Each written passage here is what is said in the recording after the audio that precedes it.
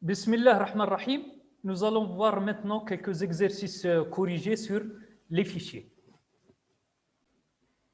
On est toujours dans le 8e chapitre, les fichiers. Nous avons déjà vu une introduction. Nous avons vu aussi la lecture et écriture non formatée et formatée. Nous avons vu la lecture et écriture par bloc et l'accès direct. Et nous allons clôturer ce chapitre par quelques exercices corrigés. Commençons par l'énoncé des exercices. Exercice 1. Écrire un programme C permettant de lire une chaîne de caractères à partir du clavier et de la stocker dans un fichier texte. Exercice 2. On vous demande d'écrire un programme C permettant de lire le 9e caractère d'un fichier texte. L'exercice 3. Que fait le programme C suivant? Dias includes yupa hmain acolade ouvrante file étoile fp reçoit fopen d2.anti/fichier.txtw intcar reçoit 65 fprint ffp pourcentage d'écart fclose fp et accolade fermante. Nous avons la déclaration d'un pointeur vers fichier reçoit fopen, l'ouverture d'un fichier. Le fichier est nommé fichier.txt. Il se trouve dans le lecteur D. C'est une ouverture pour une écriture. Nous avons la déclaration d'un entier car 65.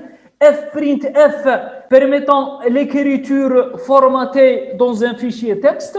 Donc nous allons écrire le car en tant qu'entier dans le fichier FP et la fermeture du fichier. Nous avons encore une question. Que fait le même programme, c'est-à-dire ce programme, mais cette fois-ci, si on remplace fprint ffp pourcentage d'écart par fprint ffp pourcentage c car. D'accord? Passons à la solution des exercices. On commence par la première solution, c'est-à-dire la solution du premier exercice. Je vous rappelle qu'on nous a demandé d'écrire un programme C permettant de lire une chaîne de caractères et de la stocker dans un fichier texte. D'accord? Donc, la solution ou bien le programme C est le suivant. Dias includes yupa hmain accolade ouvrante file étoile fp, la déclaration d'un pointeur vers un fichier reçoit fopen, l'ouverture d'un fichier. C'est un fichier nommé fichier.txt qui se trouve dans le lecteur D. C'est une ouverture pour une écriture W. Attention, quand vous utilisez W, si le fichier existe déjà, il sera écrasé et son contenu sera perdu. Donc, attention quand vous utilisez le W.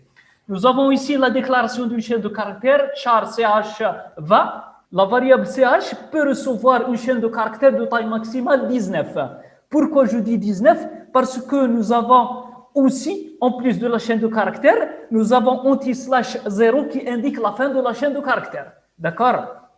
Nous avons l'affichage d'un message par printf, donner une chaîne de caractères, scanf pourcentage sch. Cette instruction va nous permettre de lire une chaîne de caractères à partir du clavier.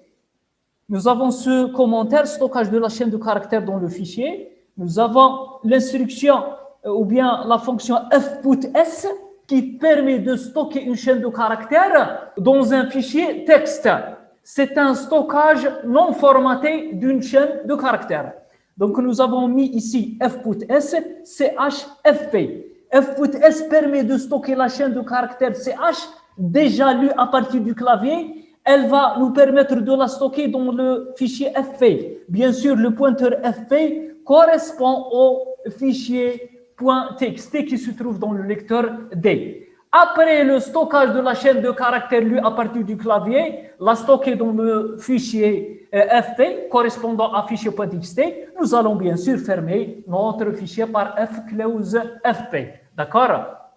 Passons à la deuxième solution, là où nous a demandé d'écrire un programme C permettant de lire le 9e caractère d'un fichier texte.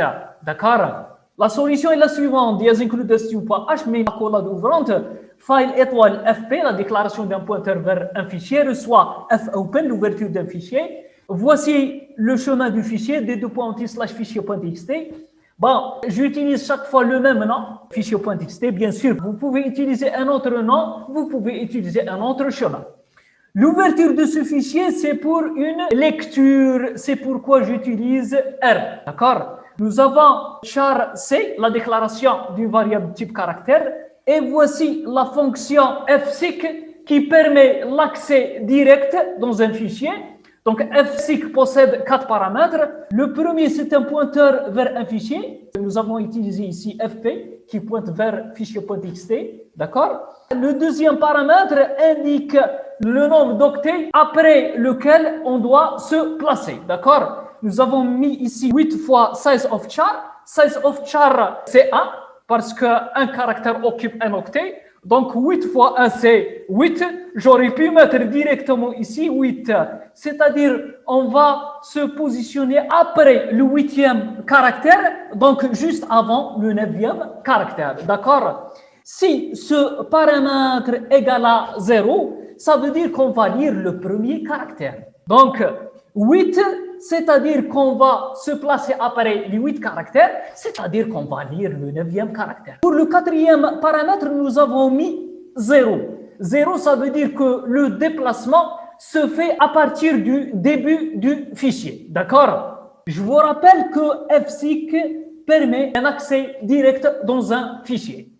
Nous avons ensuite fscanf, fp, pourcentage C et commercial C. D'accord? fscanf permet la lecture formatée à partir d'un fichier texte. D'accord? fscanf, fp, c'est-à-dire qu'on va lire à partir du fichier fp un caractère. Pourquoi j'ai dit caractère? Parce que nous avons mis ici le format d'un caractère. Donc, nous allons lire un caractère et mettre le caractère dans cette adresse et commercial C. Donc, c'est une lecture formatée d'un caractère à partir d'un fichier texte. J'aurais pu utiliser une lecture non formatée. J'aurais pu mettre C reçoit F get C FP. D'accord? Donc, ces deux instructions dans ce programme sont équivalentes. Soit j'utilise une lecture formatée d'un caractère à partir d'un fichier texte, ou bien j'utilise la lecture non formatée d'un caractère à partir d'un fichier texte en utilisant fgetC. fgetC, c'est pour une lecture non formatée. fscanf, c'est pour une lecture formatée. Ensuite, nous allons afficher le caractère qu'on vient de lire à partir de notre fichier. Nous allons l'afficher sur l'écran par l'instruction printf. Donc, nous avons printf %c anti/n/c.